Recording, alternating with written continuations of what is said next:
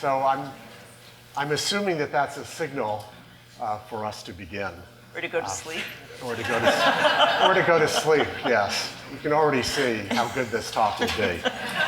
So welcome this evening to this wonderful dialogue which is about to ensue. My name is Gerald Caden, and I'm a professor of urban planning and design at the Harvard Graduate School of Design.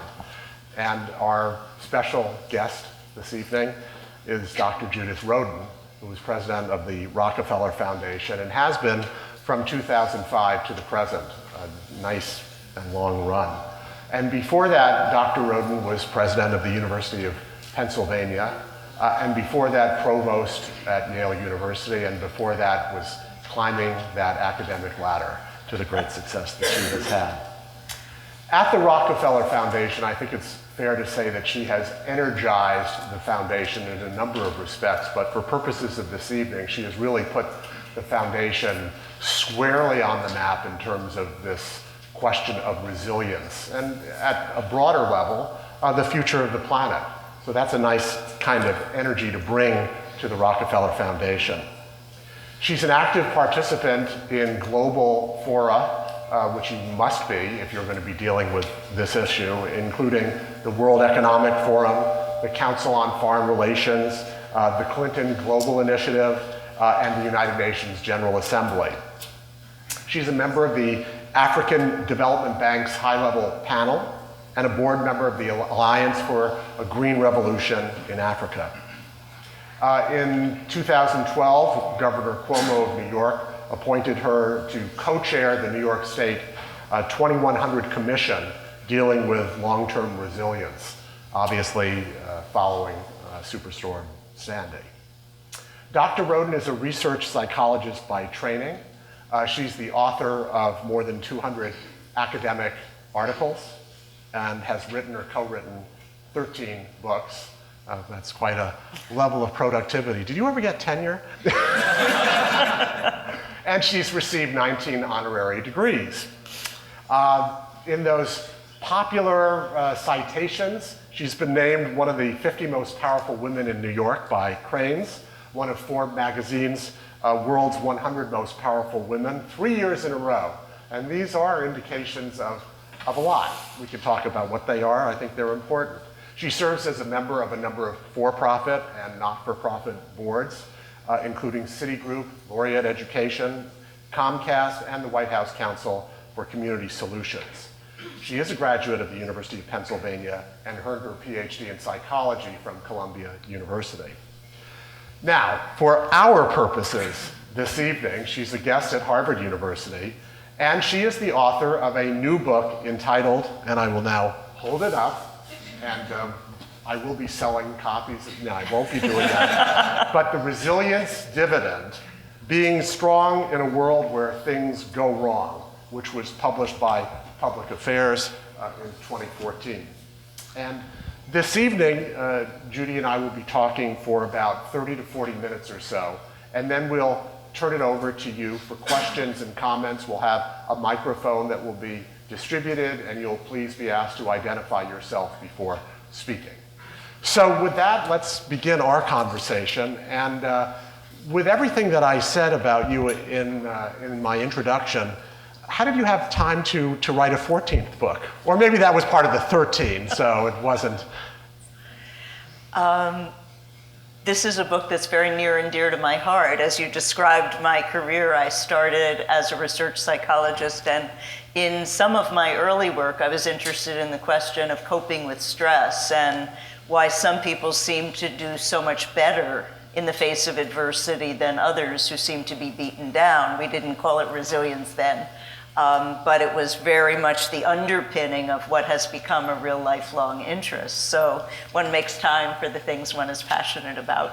So would you really say that part of your interest in resilience came out of your background as a psychologist and in a personal way and in a different way than what the resilience dividend is more broadly about from a policy point of view? Absolutely. Well, it's been a journey, Gerald. It started with those interests as a psychologist. It was continued and developed beyond the individual level with my work at Penn when we did so much on building resilience into such a disadvantaged community, immediately adjacent to the university, the West Philadelphia community, and then of course became robust and articulated as we began doing this work at Rockefeller, really stimulated by the work we were doing in New Orleans in the immediate aftermath of Hurricane Katrina, where we learned so much about what does and doesn't make a city, a community, a business, or indeed an individual resilient. Yes. Maybe we should get terminologies defined and start with, of course, the word resilience, which is one of the key words in your title. We'll also then get to dividend. Can you tell us, in your words, and I have your definitions from the book right here, what is resilience? Resilience has three components. It's the capacity to plan effectively for the unexpected, to rebound more quickly and indeed more effectively if something bad does happen, and then to grow and adapt, to revitalize in the face of a stress or shock, not merely to return to normal. When you talk about a human being, and tying this back to your background as a psychologist, would you characterize human beings as inherently resilient? No, absolutely not. It's talked about that way and certainly written about in the press. We see somebody who had adversity and they're described, or a city that comes back. Boston, in the aftermath of the Marathon bombing, was often described and admired for its resilience. And those are capacities, but they are learned traits. They are traits and skills that develop. So there may be individual differences, but more broadly, and I think it's important to know this, that these are capacities and skills that can be developed. And there are 5 major characteristics that make an individual or a community or a city or a company resilient. The first is awareness. That is the ability to really see, to monitor in real time, to organize data or evidence, and to be aware, to be processing. The second is diversity or redundancy. That is, often we think of it being inefficient to have redundancy, and yet if one piece fails, you need a more diverse repertoire to fall back on, again, whether you're an individual or a city. The third is integration. So the characteristic of really integrating across different sectors, across different levels of information, and using that capacity effectively, particularly in times of stress, but also in good times. The fourth characteristic is self-regulation, the ability to fail safely rather than fail catastrophically. And the fifth is adaptability, to bend and not break in the face of a stressor. Right. So you specify these 5 characteristics very clearly in the book. What I find equally interesting is all of the examples you provide. And the book is many things, including a compendium of incredible examples drawn from around the world, with cities and companies and small institutions, non-governmental organizations, and individuals all playing their role.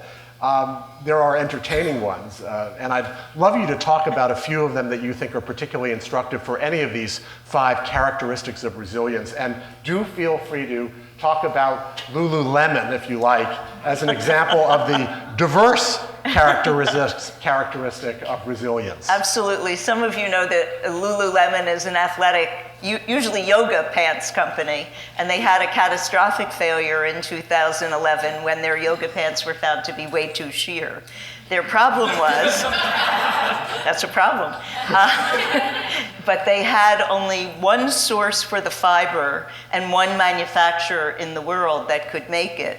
And so once that piece of textile fabric went down, they completely lost about 1/3 of their market cap, had a number of shareholder lawsuits, the CEO got fired. So we talk often about real-time manufacturing efficiency when we're talking in sort of business school terms. But those are characteristics and those are behaviors that actually can make you less resilient. So redundancy and diversity is actually quite critical in this situation.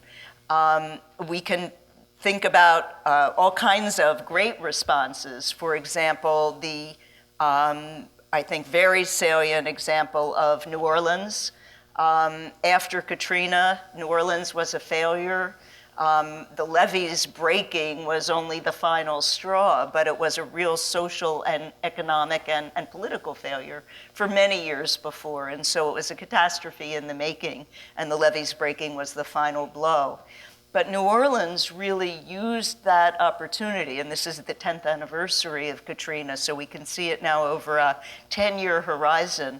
They really used it as an opportunity to grow and adapt, to revitalize. So they became much more adaptive, much more integrated, much more diverse in all sorts of ways. So marshland and wetland restoration, obviously the ecosystem restoration was critical, but really exciting design thinking around affordable housing that made it both physically and structurally more resilient, but economically and socially more resilient. They took over and completely transformed their public education system. It's the only city in the United States that has all charter schools as part of their public education system, and it has transformed it. They've diversified their economy, so they were very reliant on oil and gas, and we saw that impact on them after the oil spill as well. Now they're full of these great entrepreneurial startup businesses, and a very diverse economy has emerged. In fact, Wired and Fast Company named them one of the most entrepreneurial cities in America.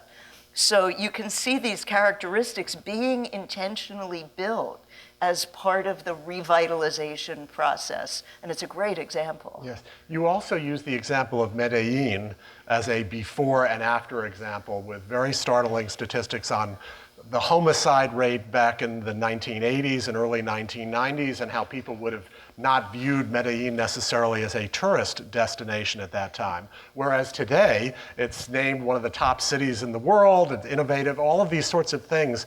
What are the characteristics that lead, in your view, to these sorts of changes which you attach to the label resilience? Let me step back only one step to say that I've talked mostly in our conversation so far about the shocks, the catastrophic single episode, whether it's a flood or a hurricane, a tornado, an economic blow. But equally important and equally challenging in terms of resilience are those slower burning stresses that evolve over time and grow, whether it's crime or inequality or homelessness or a variety, congestion, even traffic congestion. So Medellin is a great example of a city that really was plagued by the accumulated slow burning stress of an enormous drug trade and the homicide rate that went along with a drug trade like that. And their initial responses were what we would expect of any city. So increasing policing, bringing out the Colombian military forces, trying in the more traditional ways to approach the problem. And then the mayor, two successive mayors actually, and a great group of civically engaged NGO leaders and some business leaders got together and asked, let's try to think about the root cause of some of these issues. And is it as likely to be in our, or part of it at least, in our geography as in anything else? Those of you who know Medellin know that there's a valley floor which has most of the economic activity and most of the people of the middle classes and above. And throughout the hills are the very poor people who were both the drug traffickers and also the victims, the large, most significant number of victims of the homicides. And so Medellin did something very brave and very creative in sort of engaging design thinking, if you will. They created a transportation system that had a metro along the valley floor and then built systems of gondolas going up into the hills as part of their transportation system. And where they couldn't reach people, they actually built escalators into the hills, going all the way up to the hills. So you have these interventions that we think of as ski resorts and shopping malls that there really transformed the nature of the city. So they not only connected people to economic prosperity in the valley below, but they connected them to hope. Every stop had health clinics and child care centers. And you could see springing up in the hills of Medellin. People were painting their houses and rooftop gardens, using the hilly topography now as a benefit rather than as a detriment. In 10 years, crime has gone down 91% in Medellin. And they have had other shocks. They've had mudslides, they've had several bad tremors, but they have built such a resilient, cohesive community because, Gerald, social cohesion and economic cohesion is as important as resilient physical infrastructure or natural infrastructure when we talk about the kinds of capacities that it takes to make a city truly resilient. So is part of learning about resilience looking at, for example, the 5 characteristics that you identified, and then going into a specific context, but recognizing that not every city has a valley in it, or not every city has hills, or not every city has, in fact, every city, every place is different with its context. And I'm struck, of course, with your first awareness, just being aware of what you really are, because so much of what we end up doing results out of some degree of path dependency or our history. So it almost strikes me, I don't want to call it a tension, but there's a tension between the template of resilience on the one hand and the deeply individual story that leads to either successful transformation to become resilient or not. Is that a fair comment?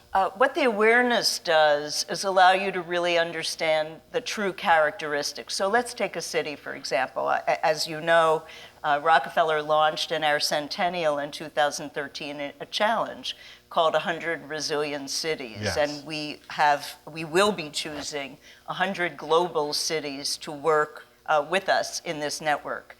The first 67 have been chosen, and what's remarkable is we've had 800 apply from all 6 continents. So this is striking a chord among cities who recognize and are aware that the 21st century is different, that they need to understand both their assets and their vulnerabilities in different ways.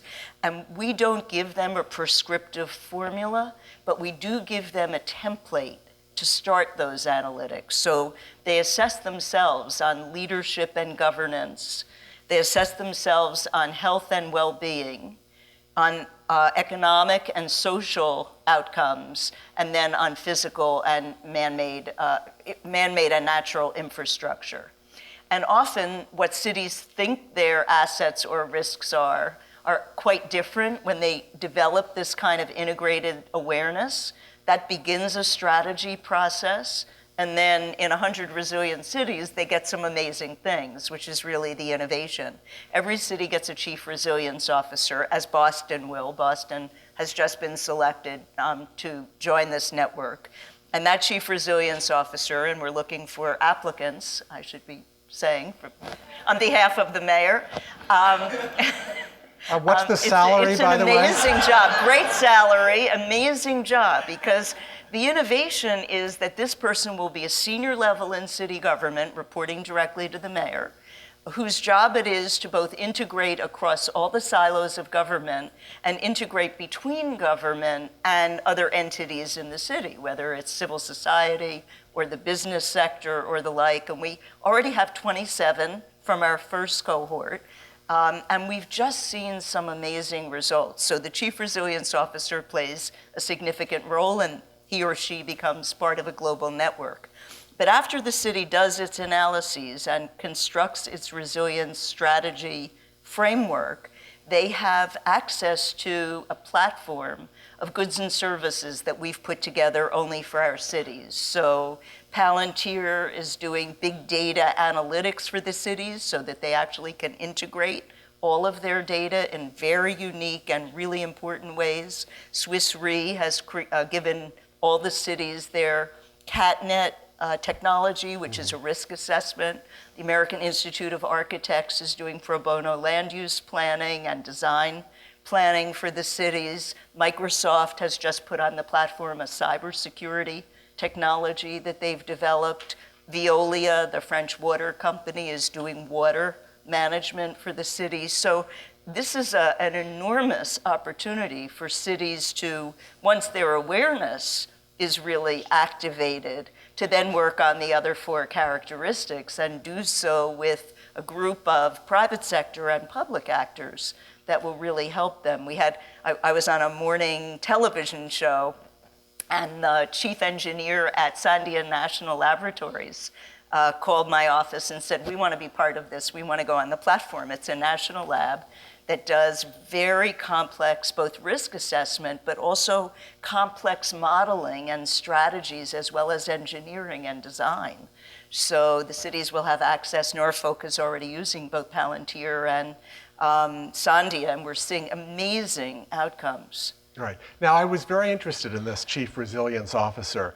It reminded me, however, of something that Joe Riley, the venerable long-term mayor of Charleston, South Carolina, always said, but with regard to urban design. He said, the chief urban designer of a city is the mayor, not, the chief urban designer in that position. Is it fair to say that in addition to the chief resilience officer who does report to the mayor, at the end of the day, you really need the mayor to, in a funny way, be that chief resilience officer as well? Yes, I completely agree. And I have, in the first cohort, 2 archetypical mayors who feel that way. One is Mitch Landrieu, the mayor of New Orleans, and the other is Leanne Dalziel, who's the mayor of Christchurch, New Zealand. So when we offered her a chief resilience officer, she said, no, I'm the chief resilience officer. Now, those of you who don't know Christchurch, they were virtually leveled in 2011 and 12 by massive earthquakes and the post-shock tremors. And so they are totally rebuilding most of the center and some of the adjacent areas. And it's an extraordinary opportunity, she believes, to really almost create a city anew and do it through a resilience building lens. And one of the things that I find most amazing, they're the obvious things that you would expect, but one of the things she's adopted is modeled on the participatory budgeting process that Porto Alegre, Brazil has, where citizens every year get to vote on 30% of the budget, which must be activated on the basis of how they decide it should be used. And We're going to be doing that for the Olympics, by the way. I understand. Well, I don't know about the budgeting, but I do understand there will be a referendum. That's what I'm saying, yes. So she is having a broader experiment in participatory democracy, and her citizens are voting on how they want their electoral districts to be redesigned, because the city is being totally redesigned. And we learned recently that her citizens have decided that every electoral district has to be as heterogeneous and diverse as possible. In other words, not the United States. And it is a really interesting experiment. And so social cohesion, participation, community-based action and activism is a critical part in building resilience in a city. Now, it's called 100 Resilient Cities, not 100 Resilient Countries or 100 Resilient Neighborhoods. You intentionally, obviously, chose cities. Is that because that's where you think the action really is ultimately and the greatest possibility of change is? We do. There are 2 reasons. One is that we see so much innovation on the ground in mayors around the world, and they're willing to take more risks. They also have to deliver services in a more direct way and feel more intimately and in a daily way responsible to their citizens. Would you say, by the way, also a little bit less political in a way, because they do have to deliver? I mean, we see that there's no Republican or Democratic way to pick up the trash or pick up the garbage, and a lot of the mayors will say that, and so we see a lot more similarities among them. So that clearly is one reason. But the other reason, Gerald, is the demographic tsunami that we see. So 50% of all people in the world now live in cities, and by 2050 it will be 75%. The population is growing from 7 billion to 9 billion, and it's predicted that a large number of that incremental 2 billion will be in cities in the developing world. India is predicting that 70% of their urban infrastructure is not yet built. Certainly we see that in China as well. So there is tremendous opportunity to intervene in cities to get this right. That will have enormous, and I think generation setting impact. Right. So you mentioned three challenges that relate to resilience. Urbanization was one of them. Climate change was a second. Globalization was the third. This is in your book. I want to go to climate change for a moment because you mentioned in the book that you were in China giving a speech on, I think, global health when Superstorm Sandy hit New York City 2 years ago, or Right. a little more than two and a half years ago, October 2012, was it? Or 13. Right. So, and you couldn't reach your people at Rockefeller. You couldn't fly home immediately. You were worried about your staff. Luckily, at least in your shop, everything turned out more or less all right. But you suggest in your book, and you tell me if this is a fair reading, that this fundamentally changed your thinking. Even in regard, I think it's fair to say, with the Rockefeller Foundation. Feel free to correct me on this, but that struck me as quite remarkable. I fully understand it. It suggests, however, that what we need to move forward is, of course, a disaster, a shock to the system, a crisis. Paul Romer, it was in fact Romer who is credited with saying a crisis is a terrible thing to waste. I think it's Winston Churchill. Well, Paul it goes Romer back, but if you look, Winston everybody, Churchill. this is one of those things, It's not Rahm Emanuel. It's definitely not credit. Rahm Emanuel. And, Romer, in any event, Romer takes credit for it, and you see that credited because they're going against Emanuel, who's up, as we know, for election. Climate change is, a very odd kind of disaster because it's slow moving on the one hand, and then there are these episodes that may be attached to it. It's going to pick up speed. What do we do about that? First, part of writing the book, and why for me it's an optimistic message, is to try to make sure that every person, every city, every community, every nation doesn't need to experience something horrific to be a wake-up call to action. That is the purpose of the book.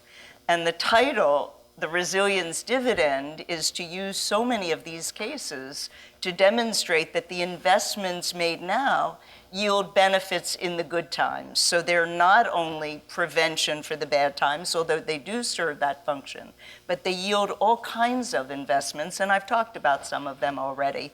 Increased social cohesion, increased housing, increased economic opportunities, and the like. So these are real.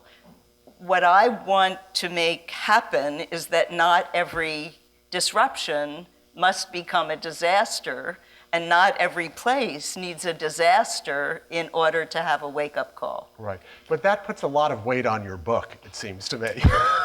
Well, and on 100 resilient cities and on all of the proselytizing, it's been extraordinary to watch. Again, I say this because you can see the chord it struck. 800 cities.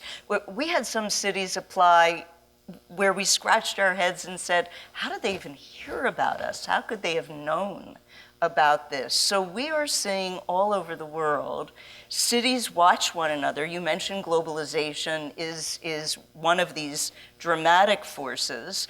Everybody saw what happened in Bangkok. Everybody saw what happened after Fukushima, or in New York after Sandy, or here after the marathon bombings.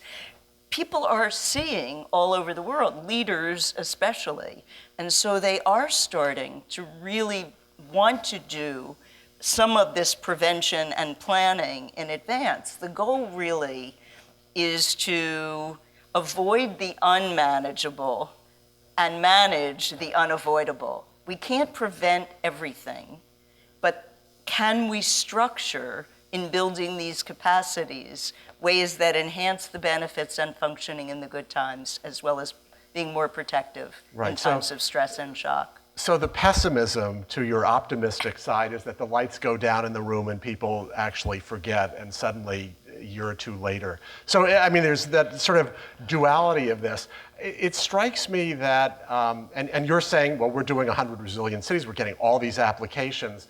And I'm reminded, or not reminded, but I start to think about the role of foundations, like Rockefeller, like Gates, like Clinton, like Ford. We can go on and on and on. And I wonder if the role of foundations has changed in terms of those locations being the place of innovation, the place of creating new networks in a way that governments perhaps can't or no longer do. And it's not just that foundations are supplementing. To some degree, I almost begin to think they're supplanting what might otherwise be done through literally public institutions. Well, think about it this way. We are America's risk capital. We're tax-privileged dollars. And so we ought to be the big risk takers, the engines of innovation. We have a much longer time horizon than the next election cycle or the next set of quarterly earnings. And so we are in this extraordinary role. And I think many of us who are leading the great foundations in America really understand both the privilege and the responsibility of that role. So you are seeing a lot of innovation. We think about leverage. So we don't want to supplant the capital that government has, or indeed that the private sector has, but we want to leverage their capital. So in the post-Sandy recovery period, we worked with Housing and Urban Development that had billions of dollars of recovery money for housing and small businesses, and worked with them to run a design competition called Rebuild by Design to really get resilient recovery, not just recovery in the usual ways that federal dollars incent. And we spent about $5 million on mounting that amazing global challenge for design teams, architects and planners and engineers, landscape architects, and it leveraged $1 billion of federal capital towards the beginnings of those projects. HUD got innovation in a way that they might not have been able to stimulate, and we got $1 billion of federal capital to use in a much more constructive and innovative way.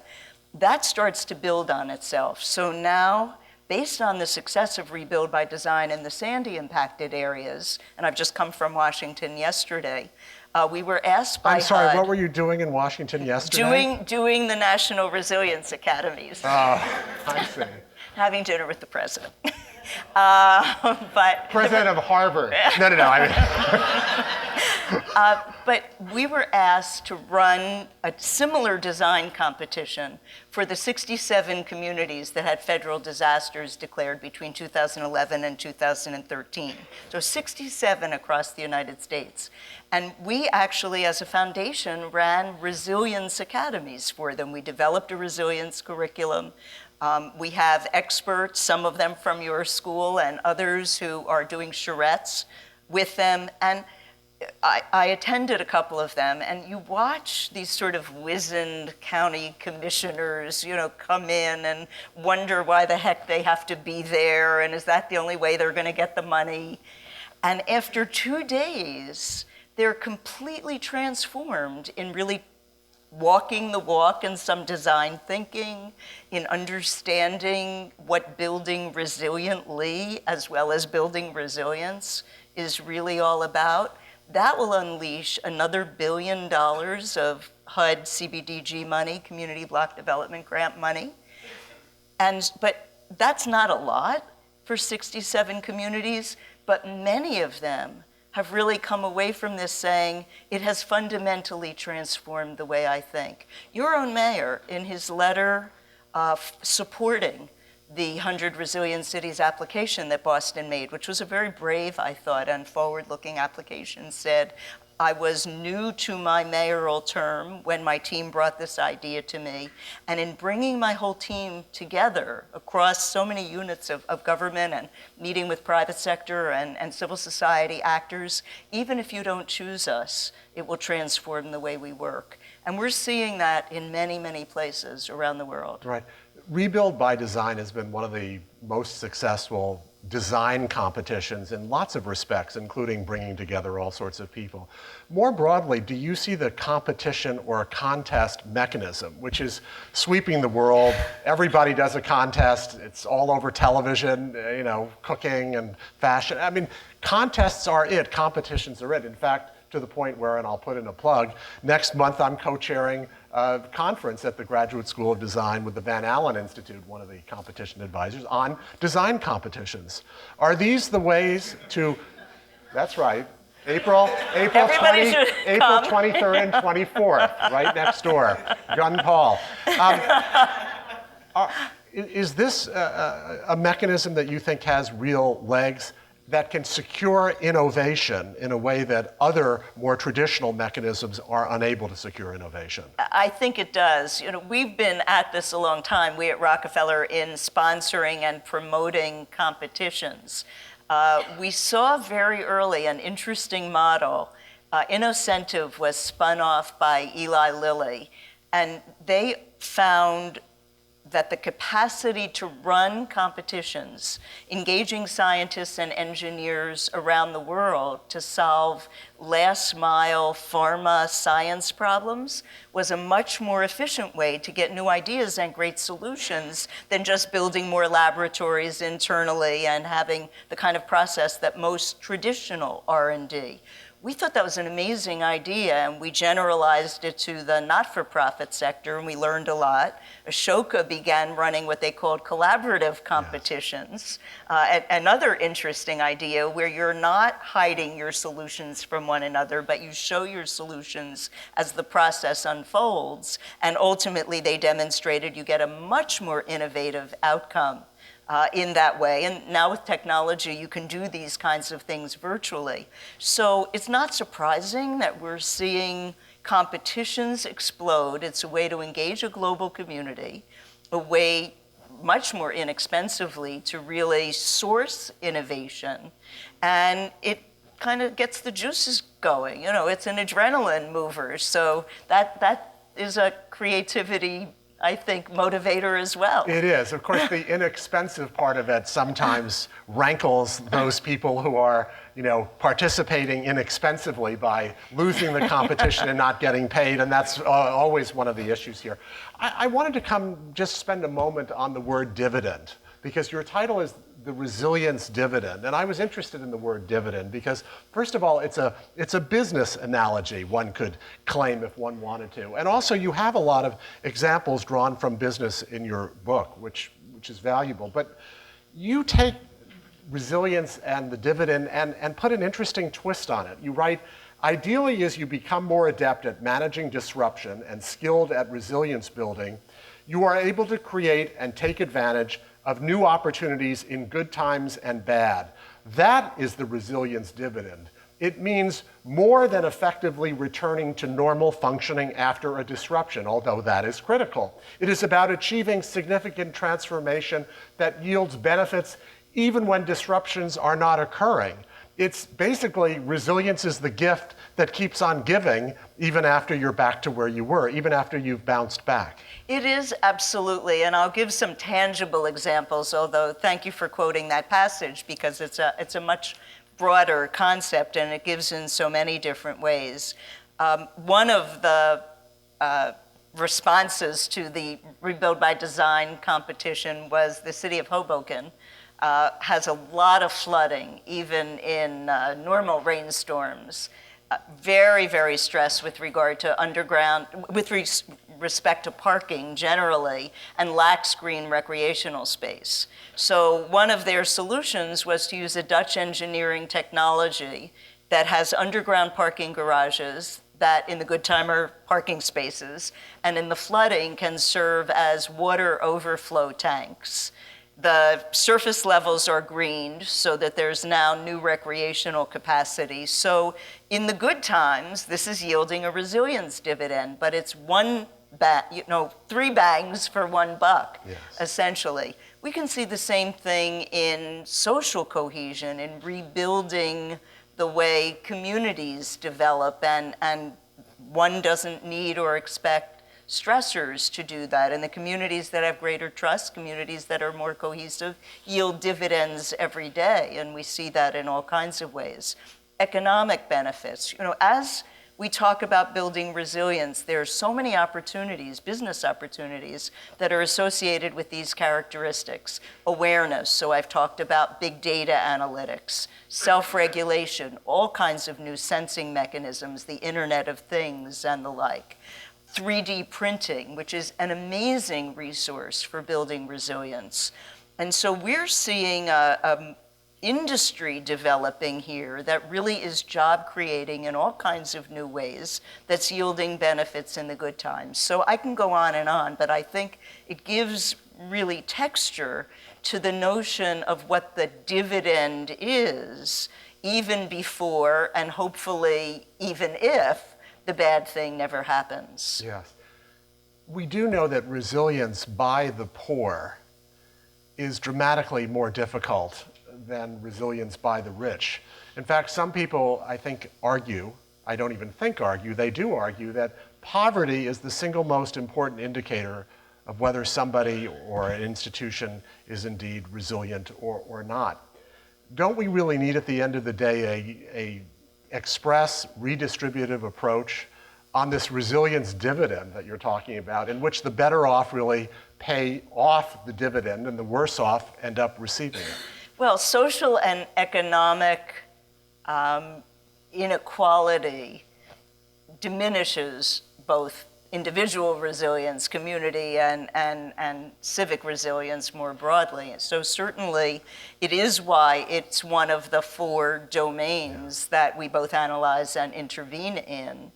Boston, in its application, actually talked about the slower burning stressors of inequality, of lack of affordable housing, of unemployment, very deeply, I think, and in a very rich way. So you will have an in vivo experiment here as we work with Boston, and Boston follows this journey on its own in looking at how to build a more equitable society within this city. We are working, the Boston Community Foundation also working on equity indicators. So we want to know whether these interventions, there are many other ways than redistribution. That's ultimately politically toxic for some, as we all know.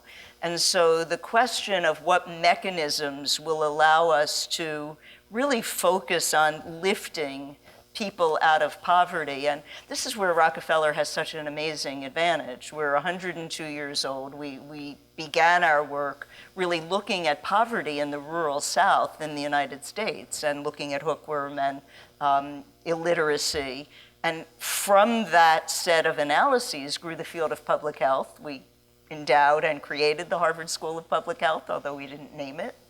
Oh, you mean it's not the Rockefeller School of Public? It should be. How much should that cost, by the way? And the Hopkins School of Public Health, now named by Michael Bloomberg. And then there's that Geffen thing in New York, but that's another. We have a long, long history in really thinking about poverty and inequality. And in our own work, we have 2 pillars of our strategic goals, Gerald. One is building greater resilience, and the second is building more inclusive economies. So we see the 2 really as inextricably linked. And again, they work in tandem, and we're going to really intervene in both. Yes. One thing I wanted to ask you and ask Rockefeller is focusing on the word resilience. The space has had a lot of different words, in particular sustainability originally, adaptation. Mm-hmm. Was the choice of resilience deeply strategic, tactical? Yes. It was a new brand, it was a new idea, it really has a totally different definition. I know you have adaptation as one of the characteristics of resilience. Adaptability. Yes. So it was intentional. Sustainability, we think, is protection in the good times. Resilience adds the additional capacity of being able to recover and be more elastic and adaptive in the bad times. So we chose that. Adaptation, you talked about climate change, and the the debate in climate change for many years was between those who believed you should only spend money on mitigation and those who believed you should spend it on adaptation, in other words, fixing the climate change that had already occurred. Adaptation is coping but not flourishing or thriving in the face of what the stressor is. So we intentionally did not use the word adaptation. Resilience, both in the psychological literature and the engineering literature, and increasingly in other literatures as well, has greater resonance around growth, capacity, elasticity, adaptability, and we think that's a better framing for what we're trying to achieve, and indeed what we think is necessary. Right. So, Judy, you've said we. Was this you? No, we. No, I'm serious. I mean, I'm almost... I have amazing colleagues and great program staff. I know that. So, and we don't believe that every good idea is born in the offices of the Rockefeller Foundation. So part of our innovation has been, for all of our work, we begin with a very open pipeline in a process we call SCAN, and we reach out to global experts about every 6 months, looking for new trends, new ideas, opportunities. Where is there dynamism in a problem space that seems stuck before? And we started to see these growing trends from our sensors in this SCAN process many years before we began working on it. And we then crafted some early work. We founded an important piece of work called the Asian Cities Climate Resilience Network, where we learned quite a lot about building resilience. We continued our work in New Orleans as well, and so by the time we launched 100 Resilient Cities, now we're very brave and brassy. So we've just launched something called the Global Resilience Partnership, which is a partnership with USAID and the Swedish aid agency SIDA. And the goal is to fundamentally change the way all development funding is done, because development aid is given to some of the most vulnerable places in the world. That is development aid usually from Western countries. And then the next crisis occurs, because these are some of the poorest and most vulnerable countries, as well as some of the poorest and most vulnerable people. And it virtually wipes out $3 out of every $4 that was spent in the development aid process. Humanitarian aid is then garnered. Sometimes it's successful, sometimes it's not. So we're working with bilateral development agencies, and we have 2 more large ones coming in, other Europeans, and we want all development aid to be given through a resilience building framework. And we think we can actually mitigate the risks that those regions will have, allow them to have the adaptive capacity to rebound more effectively when they are hit. And to test ourselves, we've chosen the 3 regions in the world where the most development aid is spent and then reduced in the next crisis. And that's the Sahel and the Horn in Africa, and the rim of South to Southeast Asia that is such a vulnerable climate region in terms of its impact. So we'll see. That's great. Before I turn now to our colleagues in the audience, I have just one other quick area to discuss with you. You've often been identified as not just a leader, but as a woman leader, and indeed you were the first woman named to lead an Ivy League institution, the first woman to serve as the president of the Rockefeller Foundation. And your biographical materials say this, and you talk about this. And in a New York Times interview from December, several months ago, I wanted to read this quote in this interview of you. Quote, "I still keep to this day a New Yorker cartoon next to my desk. It's got old men around a table. A woman has obviously just spoken, and the chair looks at her and says, quote, 'That's a very interesting comment. Now maybe one of the men would like to make it.'" So what are your thoughts today? It is true. I still keep that cartoon next to my desk because in all of the years that I've grown through my career and mentored so many men and women who have come after me, it still is remarkable that many women claim in important settings, sometimes a classroom, sometimes a boardroom, that they still feel unheard and voiceless. So that's my admonition to women, to speak up and be heard and make yourself understood and not let that experience daunt you. So I've learned a lot in my career, as I said, and I've had the privilege of having achieved these roles. And I didn't used to talk about myself as the woman this or the woman that, but I do it intentionally now, not because I want to be a role model. I think being a mentor is a much more important activity because you're willing and able to talk about what worries you and your anxieties and your failures, as well as modeling successes, but because I'm proud of being a woman leader. And I do think that women in the boardroom, in the classroom, in the C-suite, in so many places really do change the debate fundamentally. We have a world that has men and women. We ought to have equal participation. Okay, so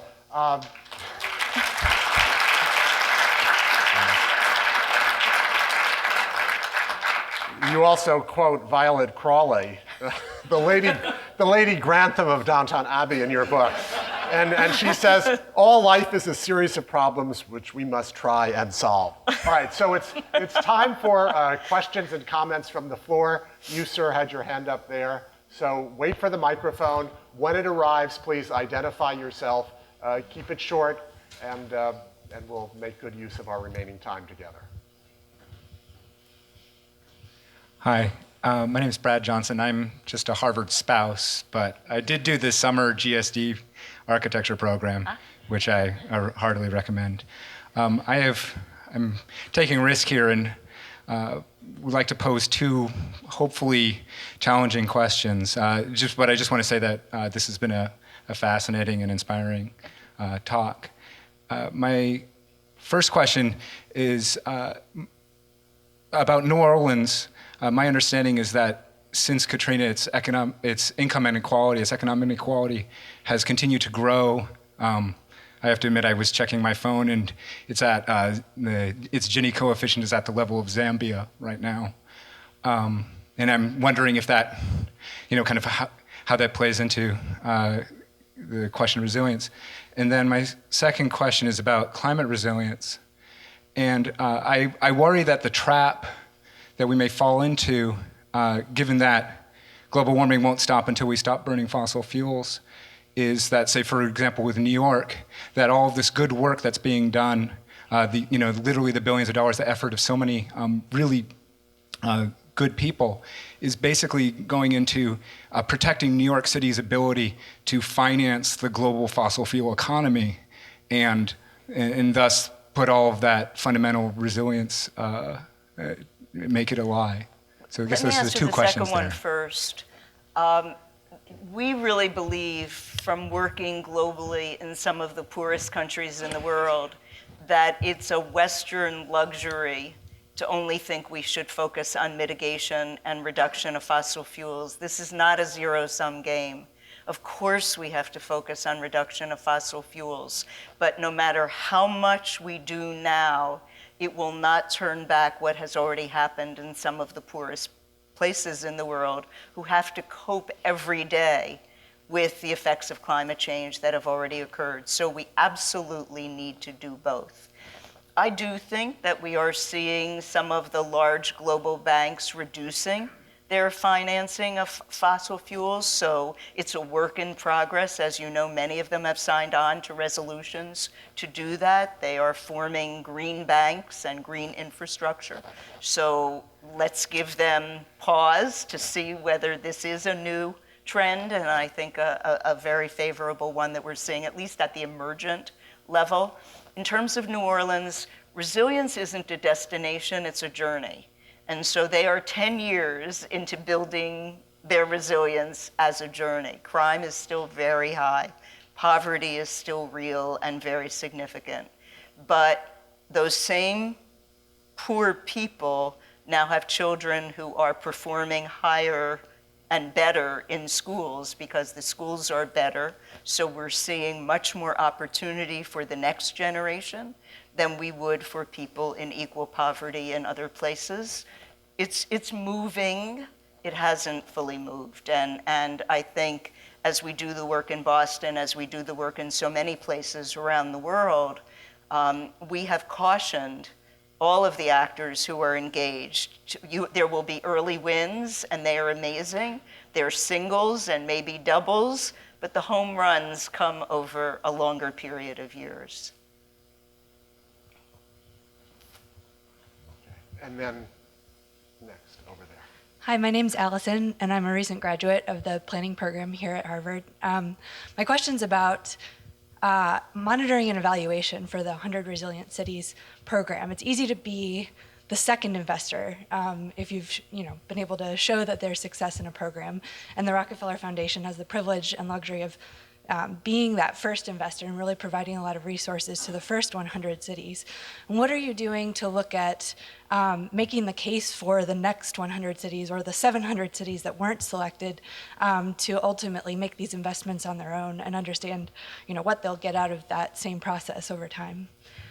We're actually only putting in $100 million, so that's like $1 million a city, although it's much more in terms of the goods and services that they have access to. But I talked about us being, and philanthropy hopefully more broadly, being risk takers and innovators. The third pillar of that is being obsessive about monitoring and evaluation. Because if you really do want to take risks and you want to innovate, you have to be ready to fail. And the only way you'll know if you fail as well as succeed is by doing pretty much real-time monitoring.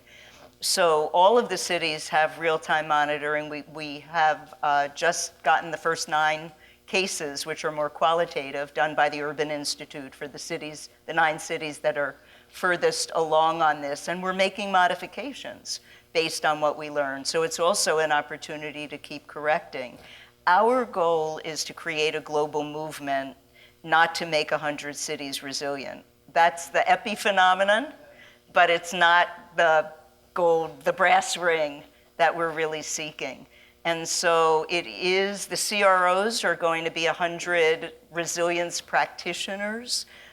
We will have a completely open source website with everything they've learned, and they keep putting up their innovations, sharing. We see the mayors proselytizing to other mayors in their countries as well as more broadly.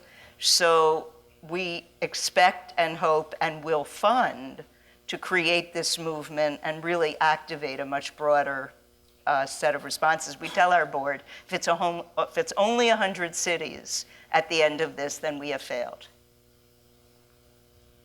Hello, my name is Sarah, and I'm a graduate. Can you stand up? I can't see you. Thank you. Hi, thank you so much for coming and sharing your thoughts. I'm a student at the Graduate School of Design. I'm a landscape architecture student. And one of my concerns is that design is currently called upon only when very particular scenarios happen, like there's a design competition. So I wonder, how can designers, particularly landscape architects and architects, be more involved in these everyday conversations in conjunction with policymakers? So that's what we see in these first 100 cities, the job of the Chief Resilience Officer being, that is to engage the expertise. So our cities are talking about the deep expertise that's in academia, architects, engineers, landscape architects, planners. And we've seen in the first 27 strategy workshops that we've run, the inclusion of the kinds of expertise that you're talking about with the policymakers from the cities, engaging deeply, debating. We have wonderful photographs of them drawing and debating and arguing with one another. Again, this is part of building integration, which, as I said, is one of the resilience building characteristics. So we're very, very much focused on drawing across disciplines and integrating knowledge. If you were to describe the disciplinary or professional background of a chief resilience officer, what would be her background? So it's been extremely variable, and that's been one of the things that's been so interesting. Some are planners and architects, some are engineers, some have come out of emergency management, disaster recovery backgrounds. One of our most successful was the head of a very significant community activist NGO. So the variability is really, I think, profound. We'll see in the second cohort what develops, but I was with the mayor and his team today, and we were talking about the job description because they're about to post it. And we tried to make it as broad as possible because there is no single discipline. It's really a frame of mind more than a professional skill set that will make a successful chief resilience officer. You mean it's not an urban planner? Not necessarily. Yes, sir, there, and then there, and then there, and then there, and then there. We're going to be here till early in the morning. No, we'll. My name is George Mokray. I publish a weekly listing of energy and other events, what's happening at the colleges and universities in the community, public lectures, things like that, which is awareness and something that I'd like to expand. I want to do a shout out to Alex Wilson of the Resilience Design Institute, who's been on this for 20 years. Pliny Fisk and Gail Vittori of Center for Maximum Potential Building Structures have also been there for 20, 30 years talking about this kind of stuff. And I'm very happy to see that an institution like Rockefeller and Harvard Graduate School of Design beginning to pick this up from such fringy people who actually know what they're doing. Rebecca Solnit, in her book, A Paradise Built in Hell, talks about a phrase that disaster scientists use, which is called elite panic.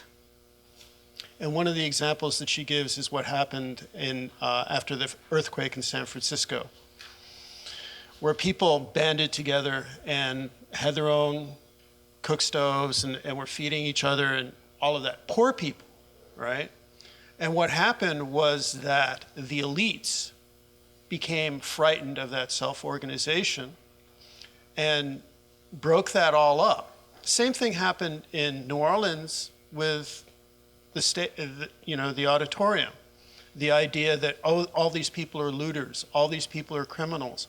This kind of elite panic. How do you get over elite panic? How do you train the elites to actually understand people who are banding together to do stuff for themselves? And for instance, Occupy Sandy not getting support from Red Cross and all of that. So I talked a bit about community cohesion and the capacity of communities as being one of the elements of building resilience. So as this work is unfolding, it is very clear to the higher ups, if you will, whether they're the elite or the elected, those in control, that they will not be effective in building resilience without both facilitating or at least allowing that kind of community capacity. I talk too in the book about the fact that often first responders aren't the trained medical professionals or the fire or police, it's the person next door because or down the block, they're the people who are closer. And there are many, many studies showing, I know Rebecca's work, but it's also true, the work on the heat waves in Chicago showing two very disadvantaged communities, really equally disadvantaged, but one suffered very few deaths and the other hundreds of deaths, and the difference was neighbors looking in on neighbors immediately and the kind of capacity that one community had rather than the other. And Eric Klingenberg, who wrote about it, said it was like the difference between one community and the other was like one had air conditioners in every room based on that kind of community capacity. So we'll see a lot of that being facilitated and being developed. Some of it's organic, but I am confident that through this work, it at least will not be suppressed. And New Orleans actually is building pretty strong community capacity. You know, I think that after the storm, experts were parachuted in and the communities fought the expert advice and organized. We, Rockefeller, were called in 6 months later when the experts and the politicians and the communities were warring to try to break it up and develop a real community planning process that would include the very valuable input of elites and expertise, but the equally valuable and certainly more long live needs and expertise of the local communities. In Rebuild by Design, all of the design teams, and these were famous global design teams, had to work with the affected communities or they couldn't be successful in their application. And when we saw the final presentation, there were 10 finalist groups and HUD chose 6 of them. What was most heartening to me was that many of the presentations weren't made by the famous architect. They were made by the local community group, showing the architectural and the urban planners and the engineers' designs, but it was their project, the community's project, and it really made a huge difference. Please. Thank you. I think you can see me. My name is Kolu Zigby. I'm a Loeb Fellow at the Graduate School of Design. And thank you for saying that the vision is resilience, global resilience, and not just in cities. And my question has to do with what you may be learning about the relationship between resilient cities and rural areas and the areas where the natural resources come from, the ecosystems that the cities are dependent on. And I think about Sandy and how some of the disruption interrupted kind of conventional supply chains that aren't particularly local. And in some places, it was New York State farmers that had been doing CSAs that were able to, I mean, that's a tiny example of the kind of relationship that I'm wondering about, but just that, who were able to get food into like the Rockaways. So can you speak to any lessons? Resilience is a global challenge. Again, we're working in urban areas primarily at the moment because of the density of the population and the ability to really have impact on the vast majority of people that are on the planet and going to be on the planet. But we work extensively in rural areas, and obviously there's a critical dialectic between the success of the rural areas and the success of the cities. Often it's the failure in the rural areas that make people pour into cities looking for better opportunities. So we are deeply engaged in building resilience. We have a huge initiative with the Gates Foundation and the British aid agency DFID called an Alliance for Green Revolution in Africa, where we're working in scores of villages and countries in Africa, building all along the agricultural value chain, from pest and drought-resistant seeds to new forms of irrigation and water management, to building more effective output markets so that there's less food waste. 30% of the food produced on the farms by smallholders in Africa never make it to the table.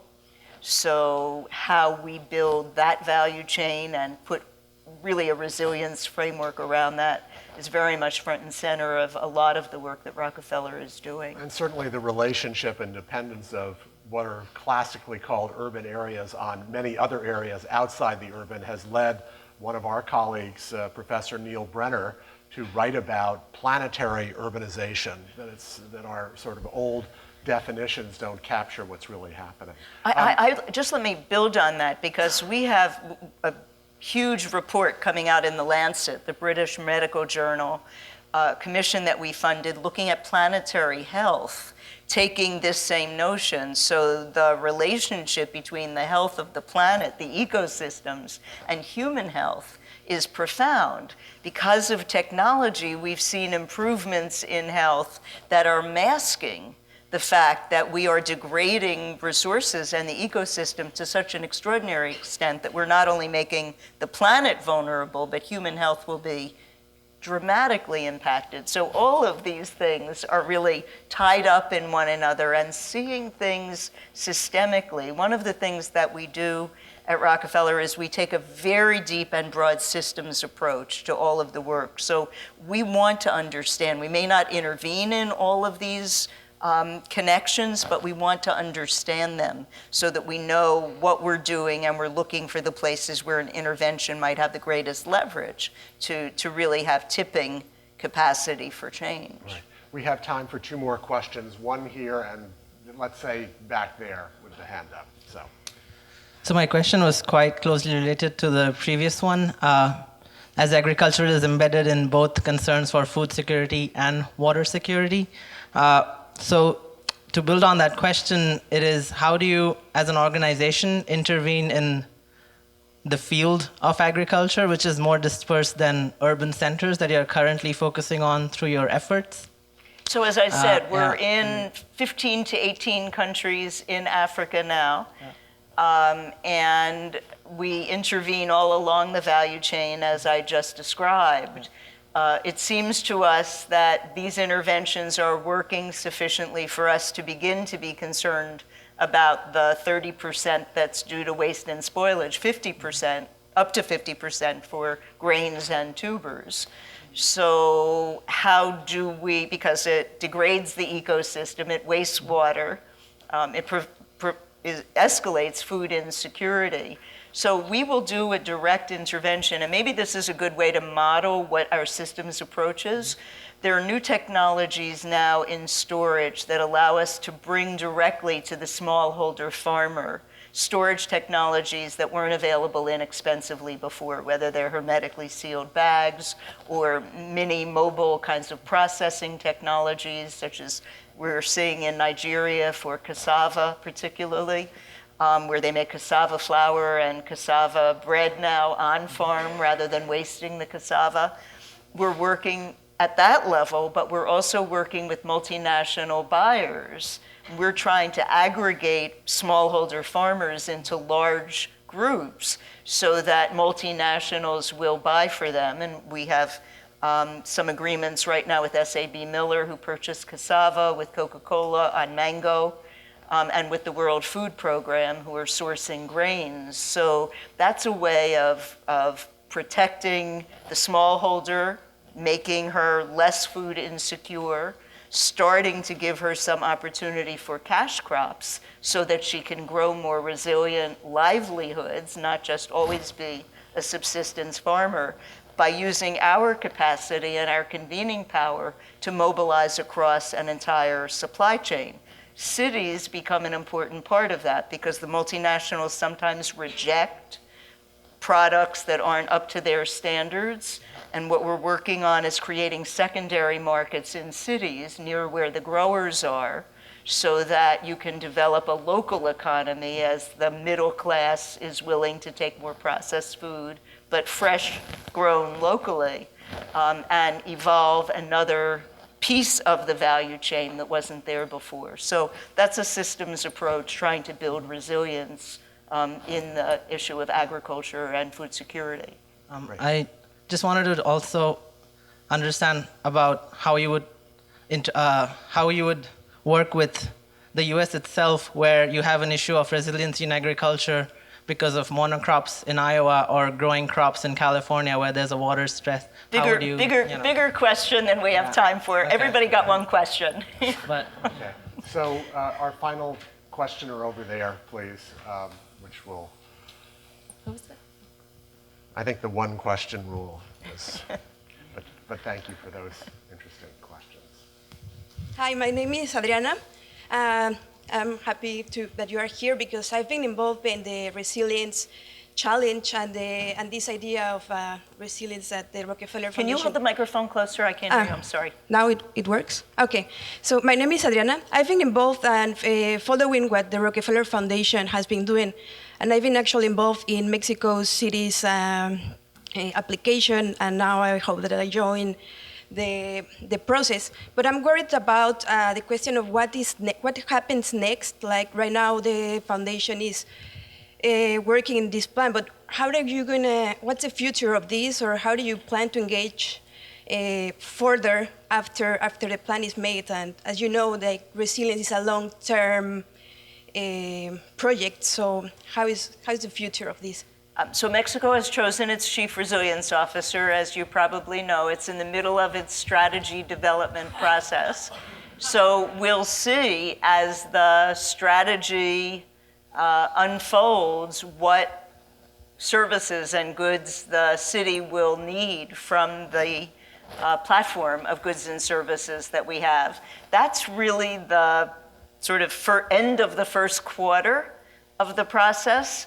Once the city starts utilizing those goods and services, and there's a huge financing infrastructure that we're about to put on the platform as well, we will work with the city, and obviously the city will be developing the capacity on its own to keep this up. So it is our goal to continue working with the cities, but not funding the work of the cities. If we are successful, the cities will really accept the importance of what has been demonstrated and find mechanisms for making these investments because they will see the dividends that these investments will yield. So all of our work is really to focus on interventions now that allow others, including those being intervened upon, to be responsible for the longer-term sustainability. We don't walk away, though.